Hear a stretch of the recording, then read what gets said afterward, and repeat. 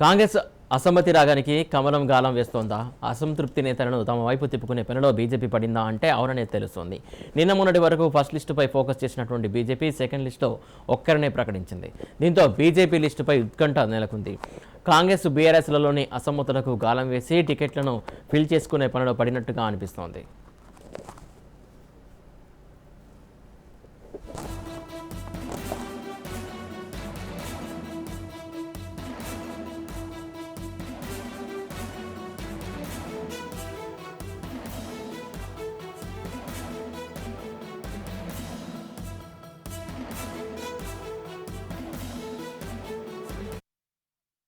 పోటీ చేసే అభ్యర్థుల రెండో జాబితాను బీజేపీ 30 నుంచి 35 మందితో ఉంటుందని అంతా భావించారు.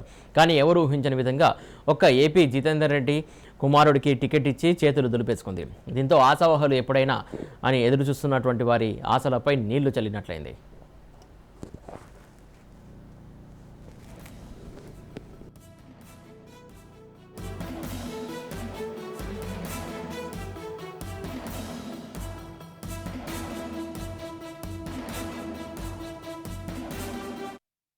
బీజేపీ హైకమాండ్ దక్షిణాదిన పట్టు సాధించాలనే తలంపుతో బీసీ నినాదాన్ని ముందుకు తీసుకొచ్చింది.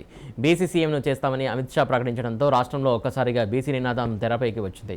ఇలాంటి తరుణంలో అగ్రనాయకుల టూర్లతో జోష్ పెంచేందుకు ప్రయత్నాలు చేస్తున్న బీజేపీ అసెంబ్లీ ఎమ్మెల్యే అభ్యర్థులను ఎంపిక చేయడంలో తాత్సారం చేస్తుంది.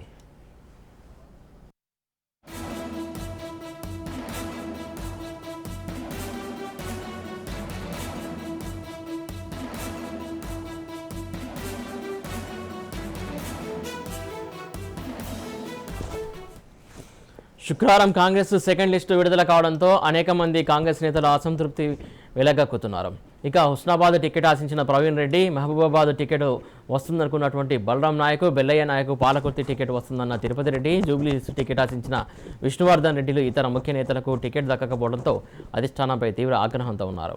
వీరికి వలవేసే పనిలో పడినట్టుగా బీజేపీ పావులు కదుపుతున్నట్టు తెలుస్తుంది.